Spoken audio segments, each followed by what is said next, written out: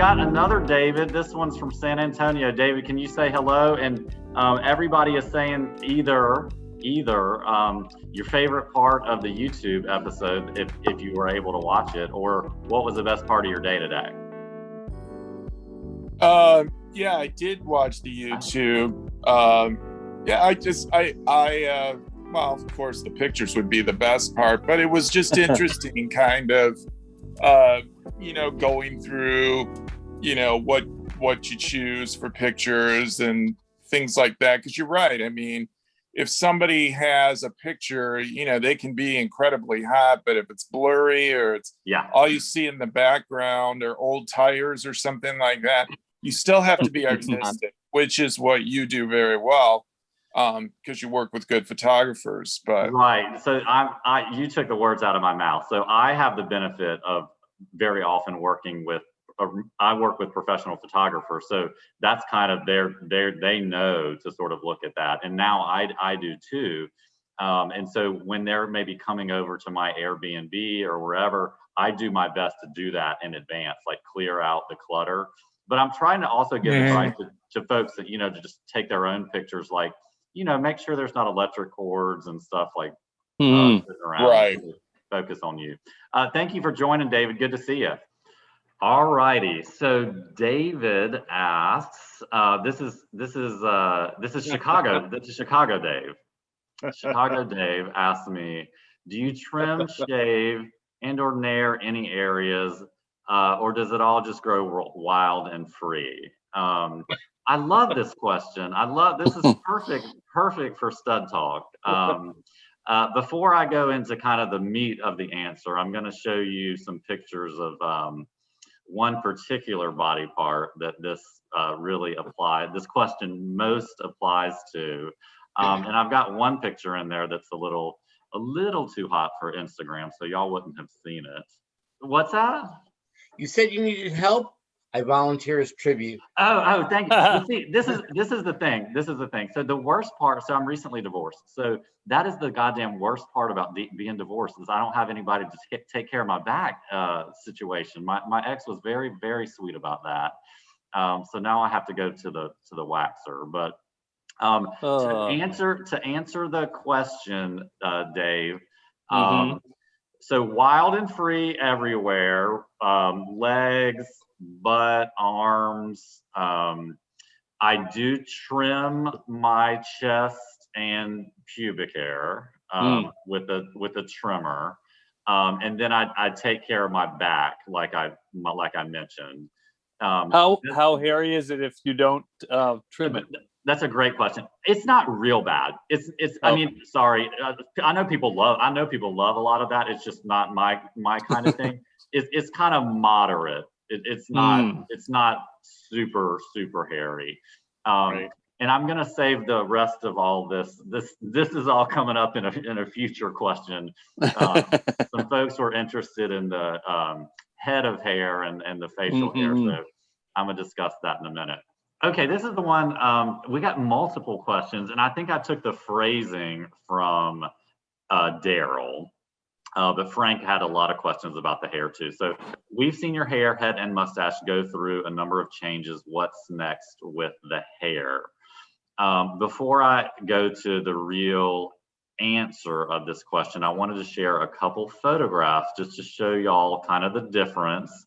And one of them is from a new set of photos I've never, that I just got back, and I haven't shared any of them yet on my Instagram. So let's have a look.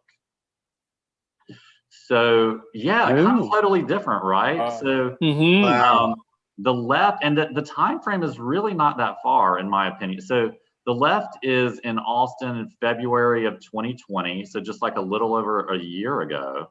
And that's an amazing photographer named Chi Sim. And then on the right is a very recent photograph just last month with Tate. And yeah, I haven't released any of those photos yet, but they're super hot. I just got them back. So about the hair, what do y'all, before I sort of answer, what do y'all think? Long or short? What's up? What do you think? I like it longer. Frank, like It's a them lot both. like the hair I grew up Looks good with. both ways. I love that. Thank you. The people that say I love everything. I love that. I love that answer. Well, And I then- wonder, You being look in good in Texas, do you need to have it shorter in the summertime, or That's does it matter? See, that's a hilarious point, because recently in Dallas, Dallas is like known, that's a reputation, like big hair. You got to have big hair in Dallas, right? So Mhm. DCB. the weather was terrible, and so I've never had long hair until sort of like now, and this whole thing that I've heard women talk about their whole life, like their hair gets frizzy.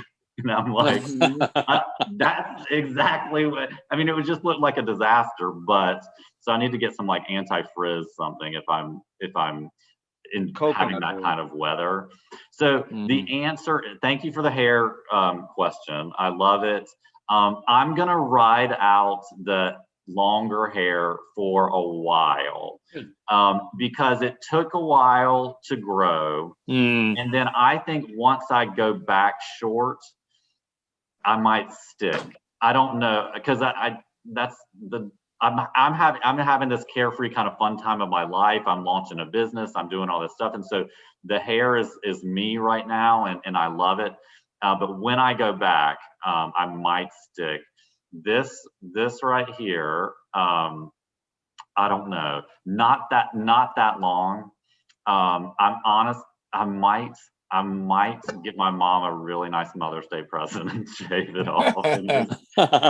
My mom is not a fan of it, but I am enjoying it. So we'll see. There's no definite on that. But thank y'all for the hair question. I love all of the questions tonight, and our timing is perfect because our special guest has joined us. He's in the room. Would everybody please give a nice welcome to John? Hi, Hey, John. John. Good to see you. Welcome. John, welcome. Did you see those last pictures? I did. What did you think about them? You know, you gotta do what makes you happy, right?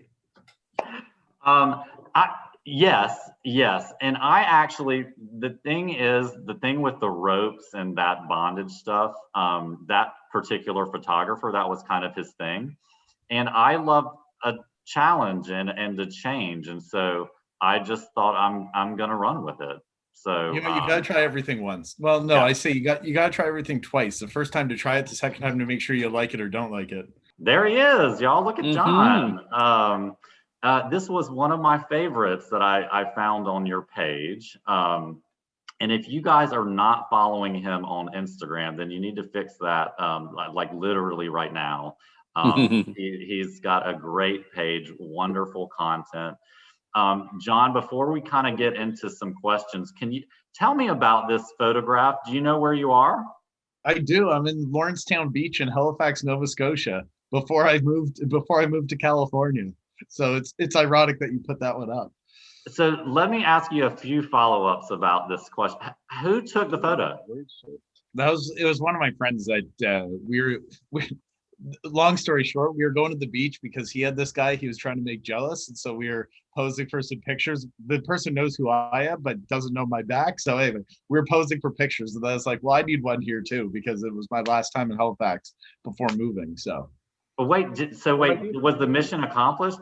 Were you able to make whoever jealous? oh yeah. Okay. He was able to make him jealous, so that was good. The purpose was served. Okay, so one more question, because I love this photograph, and you're extremely photogenic in my opinion. What feature of yours gets the most compliments? I'm curious. That you can see in this picture? Or generally, or that you can see it. Yeah, either one. There's a feature that you can't see in the picture that gets a lot of comments. Oh, hello. Right. Okay. Mostly when it's at the beach and it's Speedo season, but in that picture, most of the time it's usually my smile. Okay, I'm sorry. I I was definitely going there because I wanted to compliment your smile is beautiful. One more thing, y'all. John is a very generous guy. I do offer my guests a little appearance fee, and he's decided to give his also to the Trevor Project. So thank you, John, for that. Thank you. We had a nice chat yesterday, and that was fun. I really enjoyed that. So thank you. Before we kind of talk about you and what you're up to right now, can we go way back? Sure. Little John, tell us about you growing up, your family. Where did you grow up? What was your childhood like? So I grew up, well, we'll start. I grew up on the east coast of Canada, right above the state of Maine, small province called New Brunswick, small town too, anyway. Anyway, grew up there. My younger years, I guess, were great. Had a very close family, extended family, all that stuff. Was very active in sports.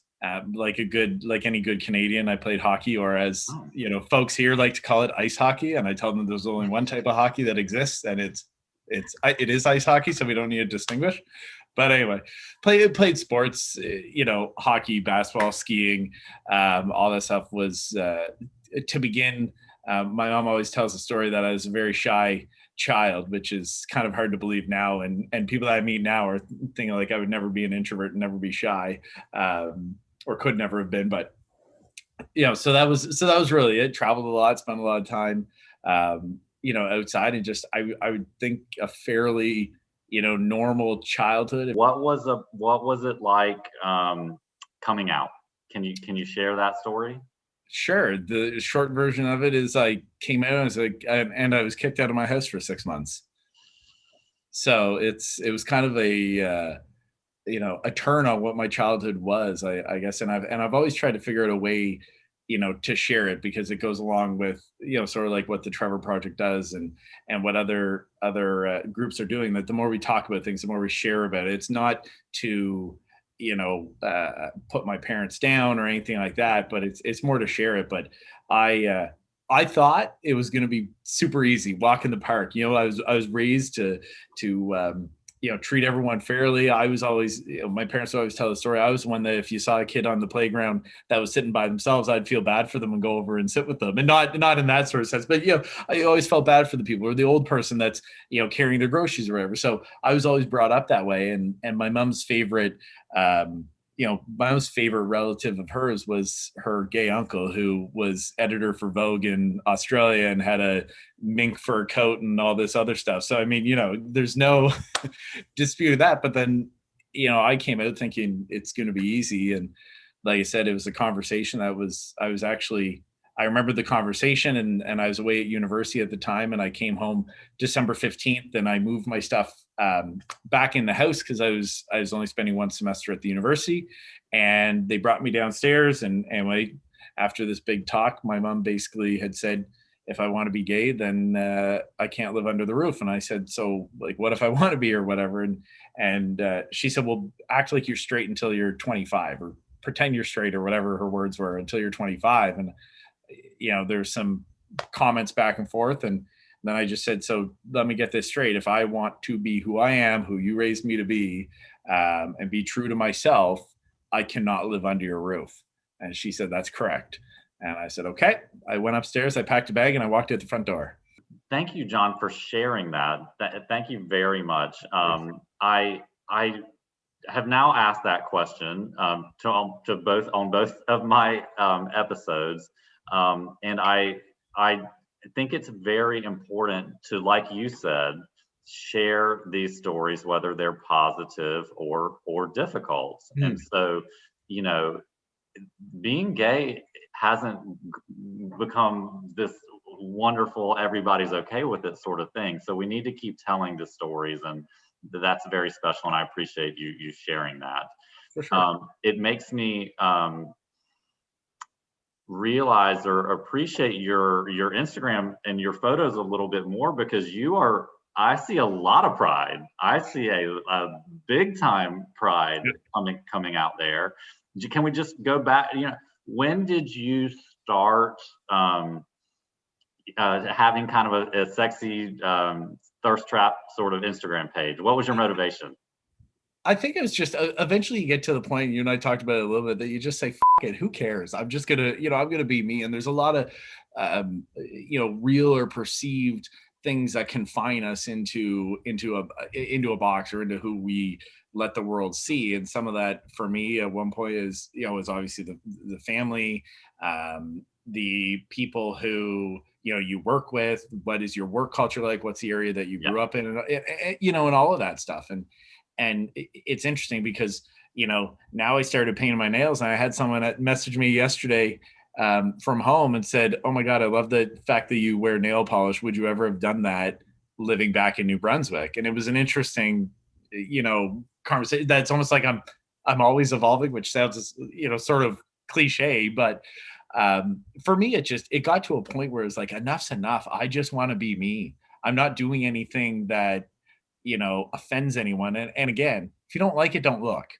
Right. Yeah. At the end of the day, I post things. I have family members on Facebook and Instagram, and they're there. So if you're gonna complain, so and so, whoever you are, then just don't follow me. I don't need I don't need the followers, right? So it was just something probably in the last couple of years that, as accepted, my dad dying, I was married and and divorced. I had moved within Canada and changed jobs, and all this sort of stuff just came. I'm like, at the end of the day, what do I want? I just want to be happy, and I just want to find a place that I can be me. And it was like, screw it, I don't care. Yeah. To me, I felt sort of an onus, because I was fortunate to not worry about money or my career or things like that, that I could start expressing who I am, to try and empower others to say it's okay to be you, to be your authentic self.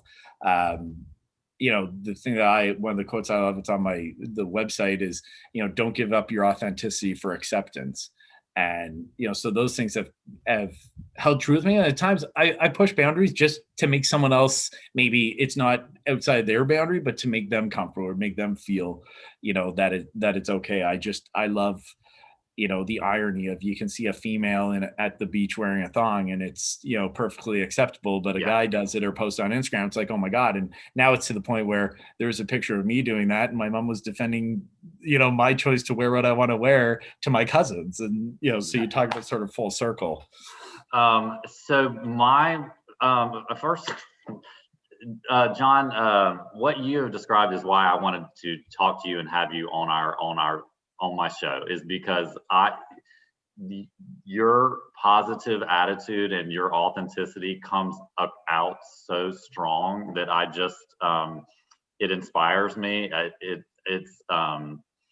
It's very beautiful. So thank you for sharing that, because it's making a difference, and it helps me. I think it's always very, very uplifting. And is that your general experience on Instagram? Do you find it mainly positive and affirming, or any negatives that you would share or think about?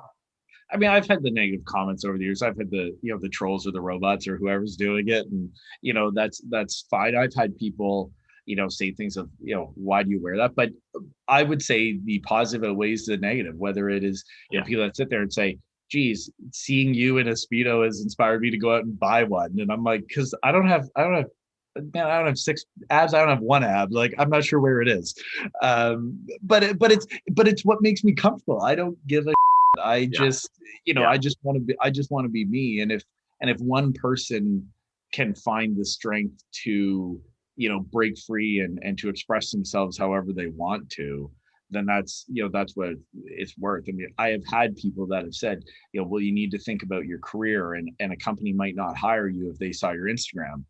My response to them is, good, because I probably don't want to work there anyway. Right. Like, right. At the end of the day, I've learned, life is not all about a job, and, not all about, your title or whatever it may be. I was there and confined to that. And now it's just about, being expressive. And again, if you're not hurting anyone, why does it matter? See, I'm with you, and we chatted a little bit about this. I had done the lawyer thing. I had run a successful business, and then that kind of went away with my divorce, and I just had I could go in any direction I wanted to, and I decided I'm gonna go for this. And yeah, do those thoughts kind of run through my mind like, oh, is this gonna maybe prohibit me from something or something? Maybe for like 5 seconds, but at this, I'm 43. I mean, I'm like, and the thing about my dad, I mean, life is short. Oh, Like yeah. I don't have a lot of time to be like thinking, oh, well, maybe I should do this at some point. I got to go for it kind of right now. So I appreciate your attitude there, and I share it. Actually, what's happening in this photograph? I think I was trying to get my dog Tucker to lay down and we could have a nice little picture, but he wasn't having anything of it and decided that it was time to just lick my face instead. So I clearly from that I had set the timer. I was probably using my Apple Watch and it was like the 3-second timer and trying to get a cute little picture. Because again, when you're working from home and it's COVID and you're stuck inside, you do a photo shoot with your dog. So that's really So you have watched my YouTube episode that was released today, right? yeah. You did? Yeah. Oh, you did. I was definitely. I was like, thank you very much. I appreciate that. So one of the reasons well, first of all, I love dogs, and I think a lot of people love dogs. But I just think it's also a super smart, sweet thing to kind of mix into your Instagram as pictures of your dog. And so that's what I've talked about that in my episode today. So I couldn't resist this one. And nobody can resist a puppy, Yeah. and it's also good to just show that you're human and have Yeah. fun. Yes. Okay, next one. I would say I hope it doesn't embarrass you, but I hope it kind of does embarrass you a little bit. I guess he is totally supportive and happy of your sharing the fun, sexy photos. It's an interesting standpoint because he's very conservative and his family would be very conservative, and he's an introvert and clearly I'm the extrovert, and but he's always said he knows who my authentic self is. He knows what makes me happy, my expressiveness, and so it's like anything. You just understand you don't want to ever piss off your partner in anything that you do in life, so you understand what's their comfort, what's your comfort, and what's the balance between being able to be expressive and do it. And even it's wearing Speedos or other bathing suits at the beach, he's like, I will never, he'll say he'll never wear it, but he's like, if you want to wear it, I don't give a like, Nice. do your own thing. And that's sort of the way it is, right? It's understanding, people's comfort and just being respectful and appreciative of it. So he's good with it all. Well, I wish y'all all the happiness and lots of luck. It's everything about it is so romantic. I love that you're here in the U.S. and it's because I followed the whole thing. I mean, I like I've told our guests before, like I've got one of these pages where it's me saying, but like no, like I follow all, like I am so into the kind of community of these folks, and so this is just a treat for me to get to interview you. And I've kept you a little long, but I do kind of want to ask another question if that's okay. Absolutely. So for somebody that's getting on Instagram and seeing these kind of sexy pages and admiring them and maybe wanting to start one of their own, what's your best advice? What would you tell them? Do what makes you happy. Find ones that you like and steal their ideas shamelessly. But I mean, that's how a lot, some of my pictures, or I do the one thing that I can do while I'm here is content creation for for brands, and it's we need this idea or we need that. And I constantly peruse Instagram for ideas on pictures or locations or backgrounds or whatever. And so it's just you ultimately have to just do what makes you happy. We all have an interest. Some people want to eat a cake every day or whatever it might be. Like we all have our our cravings and what makes us happy. It's like it's just about making happy. Don't go the whole way if you're not comfortable with it, but dip your toe in. Sometimes those little nerves, and I've posted pictures before where I think, really, should I what and then I'm like, screw it, post. Yeah. And then I'll just wait and see, right? And so you have to do it. You can get it's like the business term of paralysis by analysis. There we go. Yeah. you can spend so much time wondering what's someone going to think about this. Are they going to? But as long as you understand your purpose, then just do it. Again, I go back to what you said, Ryan, that you can't sell yourself out for what someone does. If if you're posting a picture in a jockstrap because you feel like you have to, well, that's probably the wrong reason. That's probably the wrong reason to do it. But if you're doing it because you feel good, because you want to just show off because it brings you excitement, then just do it. But that's what I would say is just be you, and don't apologize ever for for being you. And if you're wondering what to post, just go find someone that you like and you follow and just steal their ideas. I will. So first off, if our guests, would y'all please unmute yourselves, and can we all give John a big round of applause, because this was really nice. Like I'm very grateful for your time and sharing with us. So thank you so much.